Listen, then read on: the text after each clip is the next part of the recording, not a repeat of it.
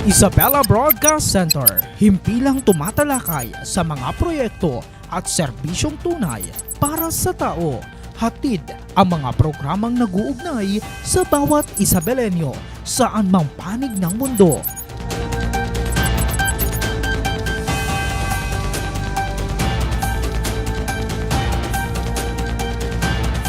Delivering in-depth, trustworthy, and objective news. Dito ka, konektado. Isang magandang araw ho mga ka-Isabelenyo. Welcome sa isa na namang pinakabagong edisyon ng atin hong programang naglalapit ho ng serbisyo at impormasyon. Ito ang Isabela Connect ka dito. At syempre kasama nyo pa rin ang inyong lingkod, ang resident broadcaster ng Provincial Government of Isabela, Ezekiel Kilang. At ngayong hapon, abay hindi ho natin papalampasin ang usaping agrikultura na mainit ho nating pinag-uusapan, partikular dito ho sa ating hong probinsya. Alam ho natin na sa kabila ho ng ganda ng atin hong taniman, abay hinaharap ho natin ngayon ang hamon ho ng kakulangan ng ulan. Ano nga ho ba ang estado ho ng atin hong mga pananim na mais at palay sa gitna ho ng dry spell ho na ito? At ano ang mga konkretong hakbang na ginagawa ho ng pamahalaan para hindi ho maiwanan ng atin hong mga magsasaka? At para ho sagutin ang mga katanungan ho ito, makakasama ho natin ang ating hong mga eksperto at isa ho sa mga namumuno sa Department of Agriculture at NIA Maris. Kasama ho natin sa ating hong studio si Regional Executive Director Dr. Rosemary G. Aquino ng Department of Agriculture Region 2. Ma'am, welcome ho sa Isabela Broadcast Center. Maraming salamat at magandang araw po sa lahat ng tumututok at nakikinig sa ating programa ngayon. Yan. At syempre, no, makakakakwentuhan din ho natin ang mga kinatawan mula ho naman sa NIA Maris. Kasama ho natin sa Isabela Broadcast Center si Engineer Marian Antonio para ho sa ating solar irrigation update ho mamaya. Ma'am, welcome ho sa Isabela Broadcast Center. Hello po. Good afternoon po sa ating lahat. At syempre, no, kasama ho din natin si Ma'am Veronica Veron para ho naman sa Institutional Development. Ma'am, magandang hapon po sa inyo. Magandang hapon po, sir. Yes po. Uy, alam ho ninyo, no, kamakailan lamang ho nagkaroon ho ng pagpupulong ang Department of Agriculture together with our good governor, no, Isabela Governor Rodito Albano. At syempre, kasama ho yung presensya ho ng NIA Maris. At para ho maki-update ho muna natin, no, simulan ho muna natin ho sa atin hong Regional Executive Director ng DA Region 2. Ma'am, kumusta ho ba ang kondisyon ng atin hong mga pananim ho na mais at particular, no, yung palay, ngayong nararanasan ho natin ang kakulangan ho ng ulan? Yeah, of course, actually yan yung wino-worry natin ngayon, lalo na sa palay kasi maraming umaasa sa atin. Hindi lang itong mga consumers natin sa Cagayan Valley kundi mga Metro Manila na consumers. Yung surplus kasi ng Cagayan Valley we are feeding Metro Manila and other regions also. So ngayon because of this El Nino, syempre nagwo-worry tayo kasi as per report of NIA, ito palang coverage ng NIA Maris pa lang sa Isabela ay meron ng reported na 31,866 hectares na kung magtuloy-tuloy na walang ulan po hanggang katapusan ng Hulyo ay maaring magkaroon na ng sabihin na natin total crop failure ng standing crop ng 31,000 plus hectares na yan. At iyan ay magkakaroon ng equivalent production volume loss ng 2.69 billion. In short, ang mawawalan po sa atin is 149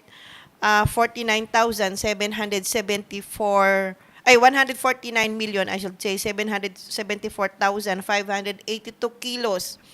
Kung imumultiply mo yan, doon sa, kung ibebenta ng farmers sana ng 18 pesos fresh na palay, magkaroon nga ng equivalent value losses na 2.69 billion. So malaki po 'yan, no? Sana po magdasal tayo lahat, no, na magkaroon ng ulan para makargahan po yung Magat Dam. At the same time kasi mamaya explain ni Engineer Veron sa kasi Engineer Marian kung anong level ang at present yung Magat Dam at sinasabi na kapag walang darating na ulan ay hanggang July 20, for example, at magtuloy-tuloy, mukhang alanganin na. So, on the part of the DA, ah, ina-assure na lang namin na yung mga affected na 31,000 hectares ay kung gusto nila magtanim ng munggo as alternative opo. crop. Kasi ang munggo, alam naman yan, rice-based, sanay na yan ang munggo dyan at kahit papano, kung mag-fail at gusto nila magtanim ulit, ay at least mayroon pa rin pagkukunan, no? Fallback crop yan. Tapos, naka-ready na kami nun, ha? Naka-ready na kami ng seeds noon para sa Isabela at saka pwede rin yung mga gustong magtanim ng watermelon. At napatunayan naman na natin sa probinsya ng Isabela, hindi na lang sa probinsya ng Nueva Vizcaya, na pwede na tayo magtanim ng sibuyas. Kasi we will take advantage of this El Nino na imbes na magtanim tayo ng towards yung dry season, yung onion, yung wet season ngayon is dry season of the wet season because of the El Nino. So we'll take advantage of mga scientifically proven na commodities na kaya i-survive. So, yan. So, ang Department of Agriculture working with the Provincial Local Government Unit of Isabela ay meron na kaming nakahandang binhi para sa gustong-gusto. Ang ano to, yung gustong magtanim ng onion, ng watermelon, at saka yung malagkit na mais. Yung ibebenta mo na lang Sabi siya nila na, yung puting mais. puting Ganun, mais, yung oo. pwede mo na lang siya ibenta after 65 days na panglingta, di ba? Oo. Pang-boiled, kahit pa paano, meron kang paghuhugutan. Yun, naka-ready na po tayo doon. So, sinusundan lang po namin kung ano yung, sa sinasabi ng NIA, na area na vulnerable. So yun pinaghahandaan namin ng ibang alternative crops na pamigay natin in the form of binhi also. And then vegetables. Pero ang nire-ready namin kahapon sa meeting namin sa Mancom sa DA is kung pwede yung vegetables hindi na lang din siya seeds kundi seedlings kasi nagma-mass propagate na kami ng seedlings ng pinakbet for example sa mga different research stations namin para madali na siyang itanim, ready na siya, ready to plant na. So, yun yung pinaghahandaan natin ngayon. Okay. So, mamaya ma'am, no, mas sigit ho natin pag-usapan nga ho yung mga high-value crops ho na yan. Bigyan ho natin, no, let's educate, kumbaga yung iba pa nating mga farmers, kung ano pa yung pwede ho nilang maitanim aside sa palay, aside sa mais. So, babalikan kita mamaya, Red, no. Siyempre, pagtuunan muna natin ng pansin ang atin ho mga rice farmers. Kasi ang dami ho mga rice farmers na umaasa ho no, sa patubig mula din ho sa Niamaris. Ito yung mga irrigated ho natin. Mga ma'am, no, kumusta ho ba ang status ho ngayon ng mga gatdam ho natin? Kaya pa po bang magpatubig ho ngayon para kahit papaano maisalba yung mga pwede pang maisalba ng mga pananim mo na palay? Ayan. So, sa part naman po ng NIA Maris, sir, as of 3 p.m. po today, July 9 po, nasa 160.24 meters above sea level na po ang ating level sa Magat Dam. So, sa atin po kasi, pagka nasa 160 na po ang meters po ang level ng Magat, yun pong Baligatan Dam Diversion Area po natin, kung saan sineservisyohan po nito yung mga bayan po ng Cordon, Ramon, yung sa Santiago City po, at saka yung tatlong bayan po sa Quirino Province, yung Saguday, Difun, and Cabarugis. Those areas na po is mag-i-stop na po yung daloy ng patubig doon kasi mga high irrigated areas po ito considered. Around 12,000 hectares po yung hindi na po mapapatubigan po doon sa area na yon. But dito naman po sa low irrigated areas po natin, along Maris Dam naman po, kaya pa po yan magpatubig hanggang sa level po ng 150 meters. So hopefully, ito pong may bagyo nga pong parating, pagka may malakas po yung inflow, yung rainfall po natin, baka sakaling tumaas pa po yung Magat Dam, pwede pa pong ma-save yung mga, ma-irrigatan pa po yung mga areas within the Baligatan Diversion Dam, sir. Pero base ho sa forecast ho ng Pag-asa, engineer, no, na hindi ganun kalakasan yung tubig ulan na dala ho ng itong binabantayang bagyong Inday. So, isolated and scattered pa. Hindi natin alam kung bubuhos sa watershed area ho ng Magat Dam. So yung sasahay po no na nabanggit ho ninyo yung 160 something na above sea level. So kung mas bababa pa po yun, so totally stop na ho yung patubig. Wala na ho ba tayong mga ibang mga alternative na gagawin mo? Kaya pa naman yun, sir, hanggang 150. Pero pagbababa na po tayo dun sa 150 meters, sir, yun na po yung nasa critical stage na po tayo kasi nga po, maaaring hindi na po makapagbigay ng patubig ang Magat Dam. Pero may mga alternative naman po ang NIA kasi may mga naipatayo naman po na mga solar pump irrigation projects within this within the service area of NIA Maris. And then may mga farmers din naman po tayo na gumagamit din po ng shallow tube well po sa ngayon. Dahil nagkaroon na rin po ng info dissemination ang NIA about this El Nino phenomenon and may mga mobile campaigns din po tayong ginawa para po ma-inform din po yung mga farmers natin sa kasalukuyan pong level po ng ating Magat Dam. I'm just wondering, no, I'm just curious lang. Siguro kay Ma'am Veron, mga ilang hectares ho ba yung natamnan na ho ngayon na parang dumedepende ho ngayon sa patubig ho ninyo para ma-differentiate ho natin kung ilan ho yung nakapagtanim, ilan ho yung mga hindi pa nakapagtanim. Kasi kamakailan may abiso ho kayo sa mga farmers dahil ho sa patuloy na pagbabaho ng level ng tubig, inabisuhan ho ninyo, tama ho ba yung mga farmers na kung maaari, wag mo nang magtanim dahil nga ito yung sitwasyon. So far, kumusta ho ba? Mga ilan na ho ba yung nakapagtanim kasi ng palay po? Actually po sir, nasa 76,000 hectares na po yung nakapagtanim and before pa po niyan is, before nasa 17,000 hectares lang po. Pero aside po dun sa massive dissemination drive na ginawa, andun kasi yung sa trait din nating mga Pilipino na talagang nagsusugal na rin para dun sa future po natin. So, sa mga ganong aspeto po, yun po yung hindi po natin makontrol but at the same time, kaagapay po natin ang Department of Agriculture at yung mga ibang stakeholders po natin para dun sa mga possible mitigating measures din kung ano yung possible na kinakaharap din later on kung hindi tutuloy talaga yung ulan. Oh, so kung 76,000 something, no? And yung report kanina ni Ma'am Red is nasa 31, more or less 31,000 na yung vulnerable, kumbaga. So, meron pa tayong pwedeng isave. Yung more or less 31,000 na vulnerable, hindi na talaga pwedeng maisalba po ba yun? Kung totally po wala na talagang ulan, tapos wala, yung ina-aim po natin ngayon is yung sa cloud seeding po sana na ma-implement ASAP para po baka sakaling makahabol pa po siya. Pero pag totaling walang ulan, totally po is medyo mahirap na po siyang habulin. O, so, maaring aabutin niya yung 76,000 hectares. Oo. Ma'am Red, yung more or less 31,000, hindi na pa pwede talagang or talagang nasa gitna na, nasa 50-50 na talaga siya or sira na talaga totally? Pwedeng 50-50 kasi nga, sabi nga ng ating si Veron saka si Engineer Marian, pag may biglang ulan sana at alimbawa nakatarget tayo na kung matuloy yung cloud seeding ay mangyari sa July 20, Opo. ay meron kahit papaano mailigtas yun. Depende dun sa stage ng crab. Mm-mm. 'Di ba? Kasi yung kaya pa i-survive, 'di ba? Kasi syempre bawat crop stage kasi ng halaman, meron ng water requirement. Okay? So, halimbawa, alin ba mas matakaw? Yung nasa seedling, nasa vegetative.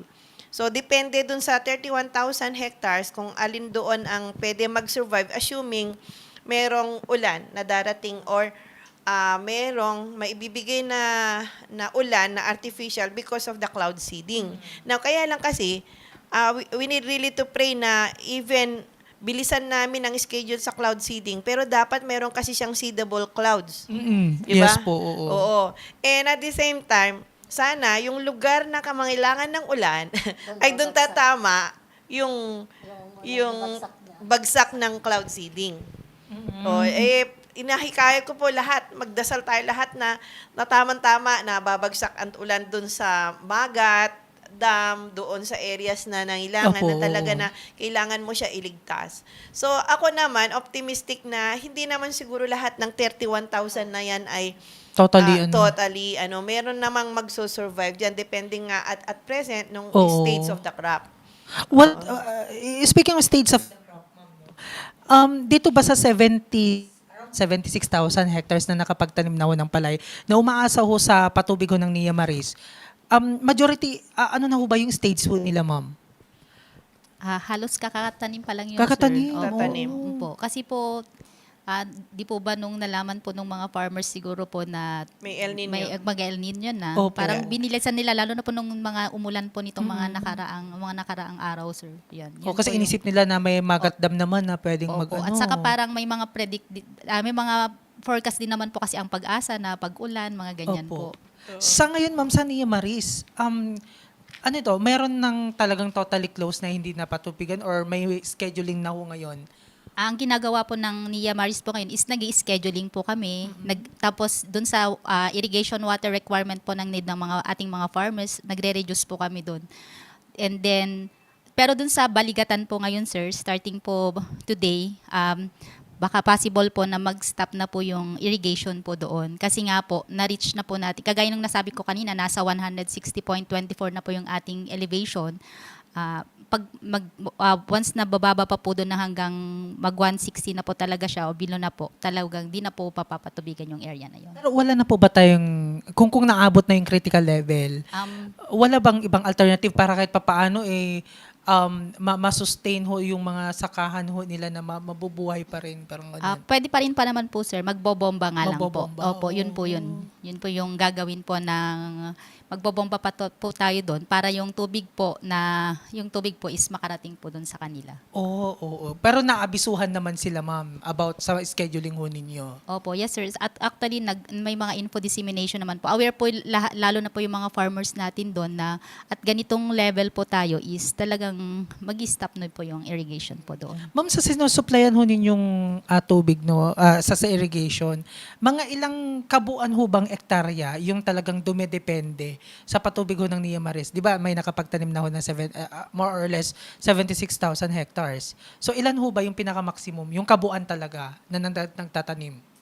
Mga ilang ektarya po? 95,000 po, sir. 95. So, 80% po nung kaubuan po nung area pa lang po namin ang na-irrigate, natatamnan, sir. Oo. Actually, may mga under ng napatubigan po, pero di na po sila nagtuloy kasi nga po, itong nangyayari nga po Oo. ngayon. At sumunod ho sila sa abiso ho ninyo na wag muna, teka muna, parang ganon.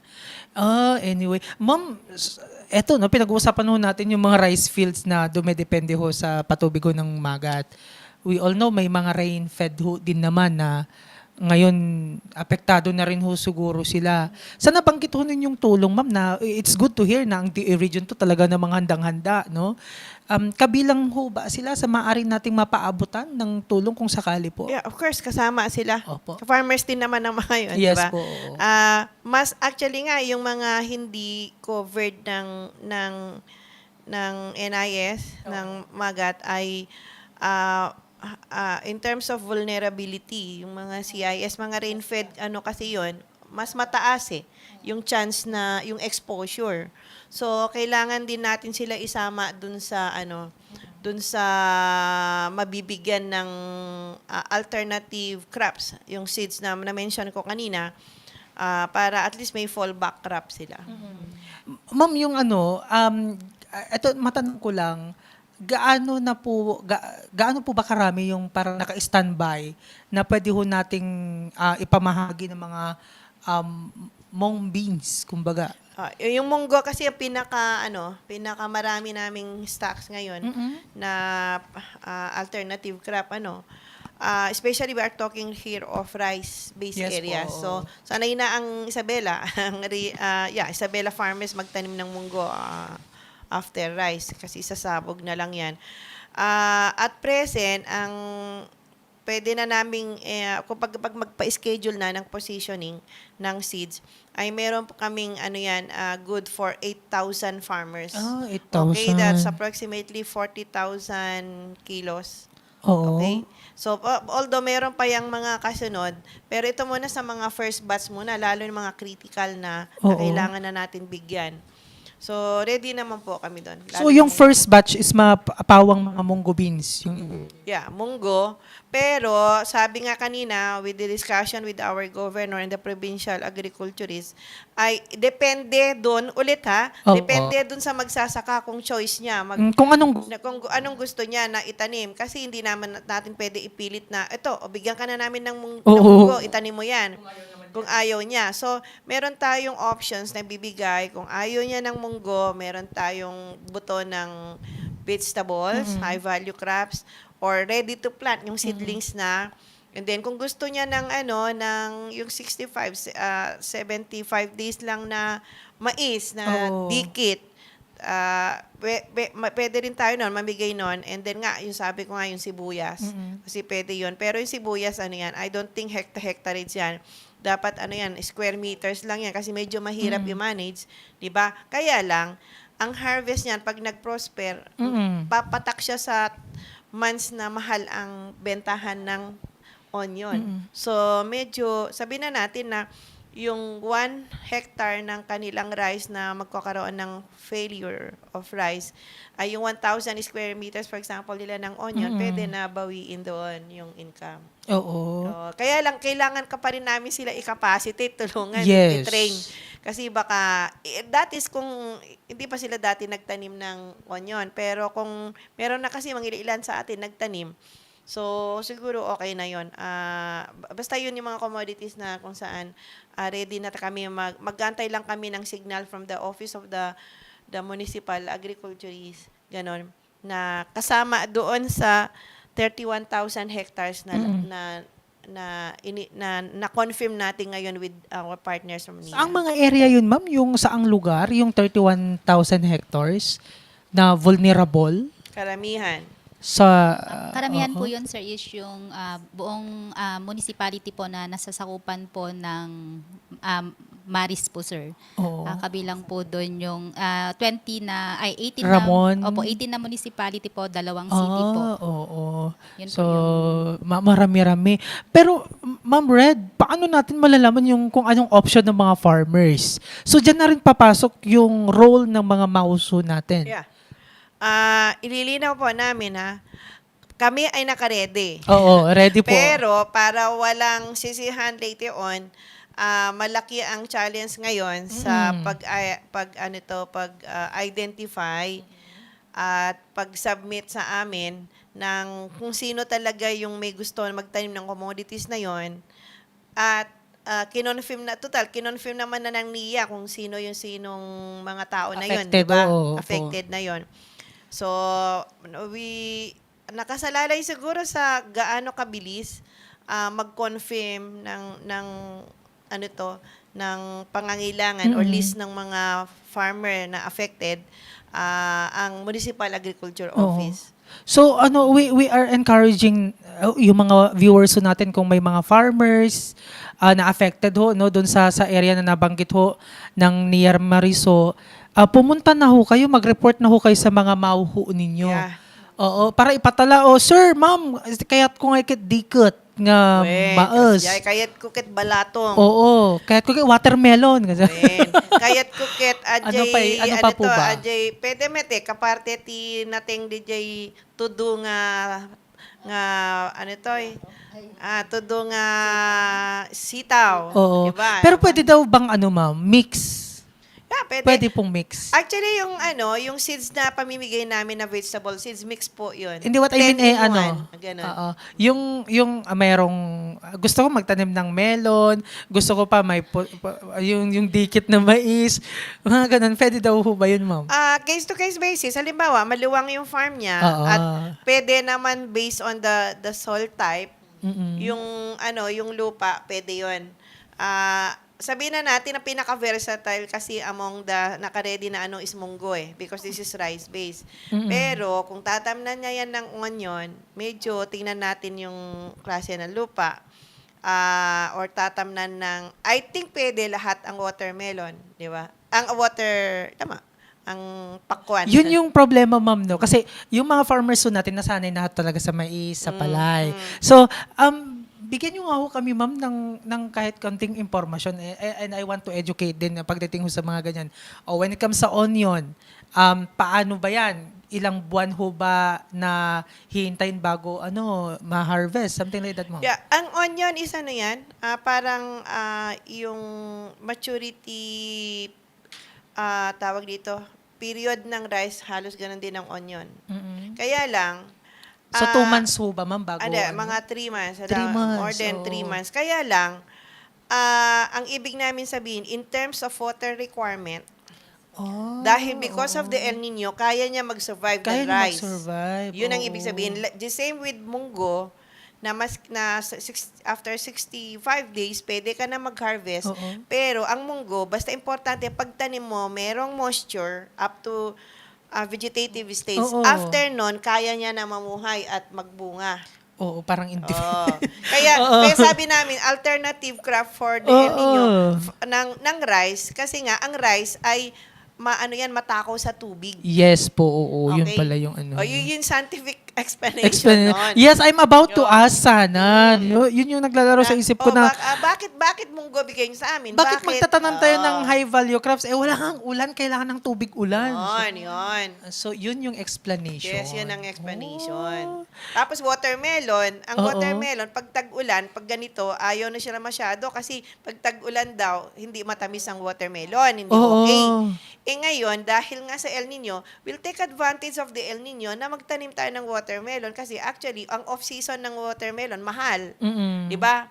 Like onion, off-season siya ngayon actually. Yes po. Pero yung off-season yield ng onion na mababa, baka mataas ngayon kasi nga may El Nino. Mm-mm. So bawi siya sa yield na off-season, bawi din siya in terms of price. Oo. Okay, and then yung sinasabi na, kasi tinetake advantage din namin ng onion kasi nga, yung sinasabi ng Department of Agriculture na magkaroon sana ng local reduction on importation ng onion. So why not take advantage of this El Nino na scenario na ipasok mo ng onion instead of magtanim ka by last quarter of the year, which is the regular season Yes for onion. po. So meaning to say, yung sufficiency level na ine-expect natin kasi peak of production ng onion would be dry season. Mm-mm. Ngayon mo na lang siya gawin. Mm-mm. 'Di ba? Para kikita pa rin yung farmers na hindi magtanim ng rice or pumalpak siya sa rice because of crop failure because of El Nino. Oo. So, in short, itong mga high value crops na ito, ito talaga yung hindi na kinakailangan talaga ng tubig ulan na palagi. Yes. Inaral na po Oo, 'yan. wow. Kumbaga, halimbawa, seedling stage Yes. ng rice. Ang kailangan niya, for example, is equivalent to, sabihin na natin 200 mm of water. Mm-mm. Ito namang munggo, maski 100 lang, kaya na mag-survive. Oo. Kaya na mamunga. So, Okay? pwede rin itanim itong mga high value crops na ito sa mga cornfields na Yeah, pwede. pwede rin. Mm-mm, Oo. pwede. Kasi marami ng mga nakapagtanim muna. Speaking of cornfields, Kakawawa, marami na ang rin. dami. Oo. Ang dami ngayon, parang na siya parang tingin ko, pag dadaanan ko na mga na-drought na na mais, parang sugar cane na nalalanta na. Oo. Kawawa talagang farmers, left and right. Lalo dito sa San Juan Rugao area, mga ganyan. Dyan sa, Maaring tanong, ma'am, ng ating mga corn farmer, baka magselos sila. Bakit naman kami, yung namin, tanim namin, naksuton. Sana all, baka pwede rin ho kami. Kinukonsider ho ba? good question. Sila din po. Okay. Pinapamonitor namin yung damages ngayon sa corn. Mm-mm. Kanina, sa usapan natin sa pagpupulong kanina with the governor and the provincial agriculturist, hinihikayat din namin yung lahat ng municipal agriculturists, of course, agricultural extension workers, pero kailangan makipagtulungan na rin yung mga affected farmers na i-report na ninyo yung damages dun sa farm nyo kasi alam mo, Ezekiel, marami ring kakulangan ang local government unit in terms of number of agricultural technologies, technicians. Hindi nila kaya yan lalakarin lahat. Lalo na kung urgent yung pag-submit. So, mas maganda siguro, makipagtulungan yung magsasaka, i-video na yung Yes po, oo. Tapos dali niya na sa municipal agricultures kasi madali naman validation ngayon kasi medyo may geotagging na tayo, mga ganon. Para makasama siya doon sa i-declare natin na affected areas, whether partially or completely Opo. damaged. At it's not all about ready na kami na bibigyan ng rice and even corn farmers. Who knows, baka magkaroon ng assistance muli, like yung presidential assistance for farmers and fisherfolk. Kahit pa paano, nandun na yung validated na, di ba, and endorsed na ng provincial local government. Of course, the local chief executive within the MLGU level, CLGU. Kasi nga, sabi ko, para maiwasan ulit yung maraming complaint na, bakit wala kami dyan, wala kaming pangalan. Kasi sa part ng DA, sila rin, we really need to respect ano yung in-endorse ng provincial local government from the data given by the local government units at the municipal level. Kung ano yung, tapos i-validate lang namin, pagka tama yung validation, endorse na namin. So pagka merong ayuda, may tulong, yun na yung final list. Pag hindi nakasama, yun na yun. Oo. So, anyway, sa pagpupulong ho ninyo, ma'am, no, with the Isabela Governor, alam ko masinsinan mo yun.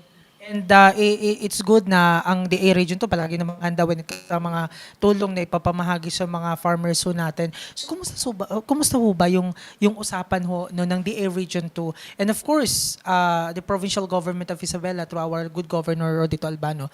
So, kumusta naman ho yung... Ang maganda kasi sa provincial local government unit of Isabela, of course, to the leadership of our governor, Rodito Albano, ang sabi niya kanina, magko-complement. Okay? Meron ding ibigay na tulong ang provincial local government unit, pero hindi pwede magdoble. Oo. Diba, meron din silang munggo seeds. Oo. Meron na kami bibigay. So, kung ano yung hindi namin mabigyan at maubos na yung amin, Yes. yun nang siya naman yung magre-resto doon. Oo. Okay? So, usap kami the same. Meron din siyang high value crops, vegetable seeds and seedlings. Meron din siyang munggo at iba pa. So, yun. Magtulungan yung dalawa. Kasi siyempre, di naman na makakayanin na budget namin lahat yan eh. Tsaka Diba? may mga other province din. Other kayo. provinces pa, Oo. Cagayan, heavily, ano rin yan, Yes. affected din. Oh. And of course, Quirino, even Nueva Vizcaya. Oh, I like that plan no ni Governor Rodito Albano na okay, sige, ayan muna namin kayo. Nandito kami naka-standby kung sino yung mga hindi nyo mabibigyan, kami ang magpupuno. Yun, siya magpupuno. Okay. Sila. So anyway, maraming salamat ma'am. And finally no, sa Nia Maris, pagdating ho naman sa suporta ho sa irrigation, kumusta po ba? Kumustahin ko lang yung implementasyon ng ating solar-powered irrigation projects para makatulong sa mga lugar na hindi abot ng ating mga main canal. Actually po, yung regarding po dun sa mga solar po natin, nagpapasalamat yung mga farmers po natin na nandun sa yung mga beneficiaries po natin at lalong-lalong ngayon naka-timing po siya and marami pa pong areas yung naghahanap din na naka-timing po sana pero syempre nakalimit din po tayo kung ilan lang din yung kaya din ng funds ng ating opisina. And at the same time, actually, kahit ganun po kababa yung water po ng dam po natin, actually, ang ginagawa ngayon ng Nia Maris, nagkakaroon ng dredging doon sa part ng high portion para at least kahit nasa 160 kung kayang 150 na papuntahin sana yung water na para at least makalabas. Ginagawa po lahat ng Nia po yun. Oh, anyway, sige. Ma'am, panghuli na lang pala, aside sa napag-usapan na ho natin yung munggo beans. Yung watermelon, yung white corn, yung dikit, then yung onion. So, kumusta yung supply na standby host yung mga office? Binso ba yun or may mga seedlings na rin? Like watermelon, ganun? Yung watermelon, more on seeds yan. Okay. Okay? That's under the high value crops.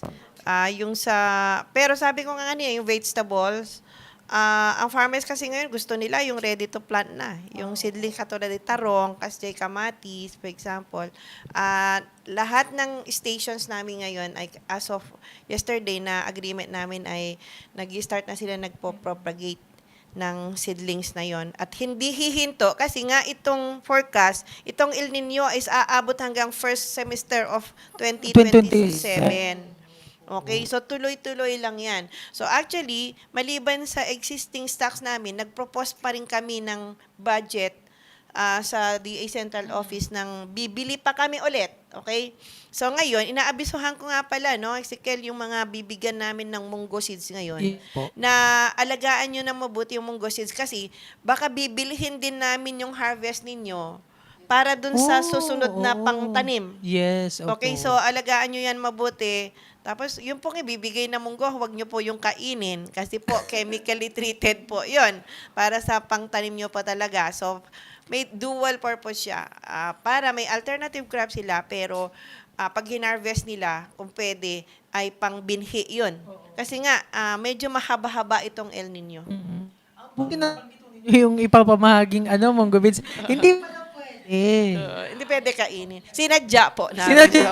Sinadya po namin kasi kasi nga, ang buto ng munggo ngayon ay precious na seeds kasi yun ang number 1 na pangsalba, di ba? Opo. Baka kasi iluto.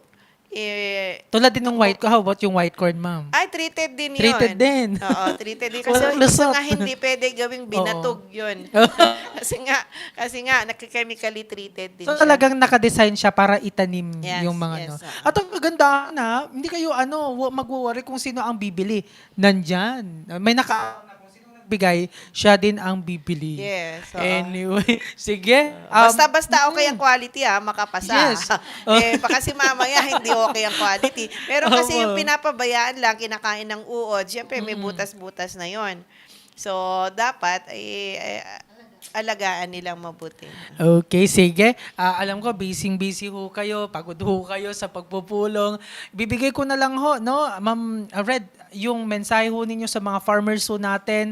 Marami ho mga nanonood, nakikinig ho ngayon. Ano ho mensahe ho ninyo sa kanila? Lalo-lalo yung mga affected ho. Please go ahead po, ma'am.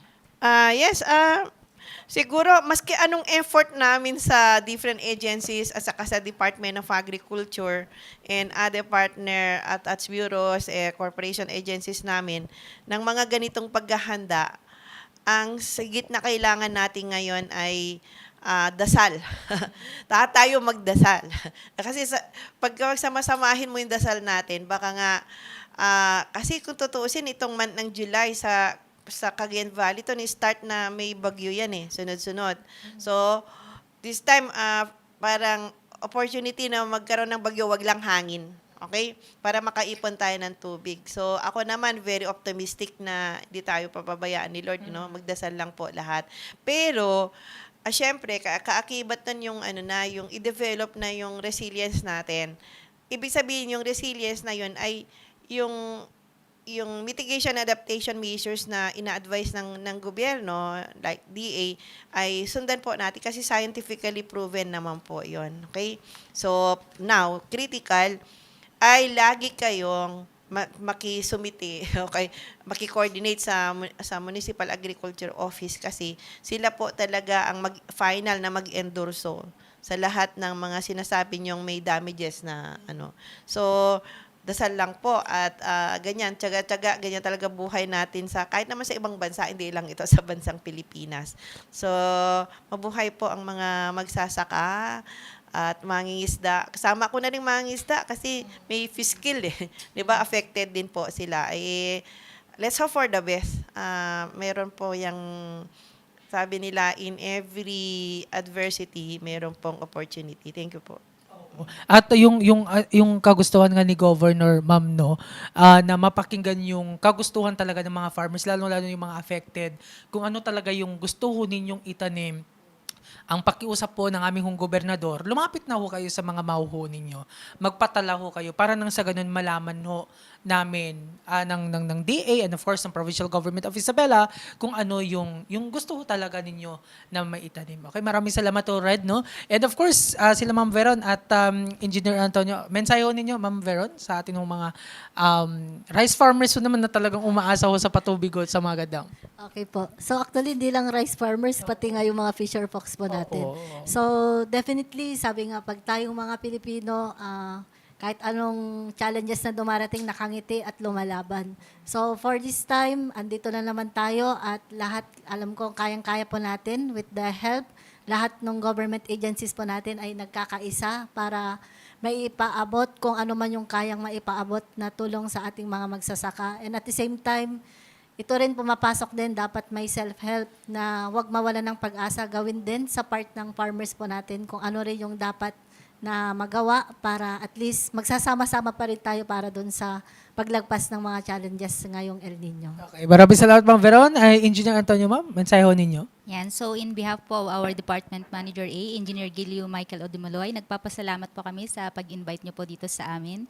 And sa mga farmers po natin, sama-sama po tayong magdasal para magkaulan at makakaasa po kayo na once na meron na pong makakapag-ipon na po yung ating Magat Dam, patuloy pa rin po ang pagseserbisyo nito sa ating mga magsasaka. Yun lamang po and good afternoon. Yes po. Naman, maraming salamat to, no? Again, kay Regional Executive Director, Dr. Rosemary G. Aquino ng DA Region 2. Of course, si Engineer Marian Antonio, si Ma'am Veronica Veron sa pagbabahagi ho ninyo ng inyong oras at kaalaman dito ho sa ating hong programa. Mga kasama ho natin, no, tandaan ho natin, ang pagiging handa ay nagsisimula ho sa tamang impormasyon. Sa atin ho mga magsasaka, wag ho kayong mawalan ho ng pag-asa. Patuloy na makipag-ugnayan ho sa inyong mga lokal ho na opisina ng agrikultura at sa mga samahan ho ng irigasyon para ho sa mga update. Maraming salamat din sa ating ho mga viewers na tumutok ngayong hapon at huwag din kalimutan na i-like at i-follow ang ating Facebook page Isabela PIO at mag-subscribe sa ating ho YouTube channel para ho sa iba pang mga updates. Sa ngalan ni Governor Rodito Albano at Vice Governor Kiko D at ng buong pamahalaan, muli ako po ang inyong lingkod, ang resident broadcaster ng pamahalang palalawigan ng Isabela, Ezekiel Kilang, na nagsasabing manatiling connect sa pagunlad, manatiling connect sa bayan at manatiling connect sa isa't isa. Ito ang Isabela Connect ka dito.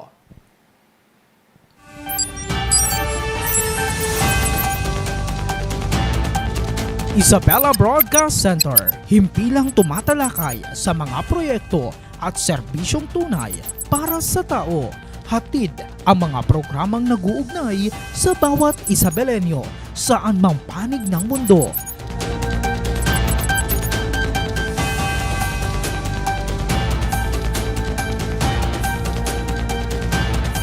Delivering in-depth, trustworthy, and objective news. Dito ka, konektado.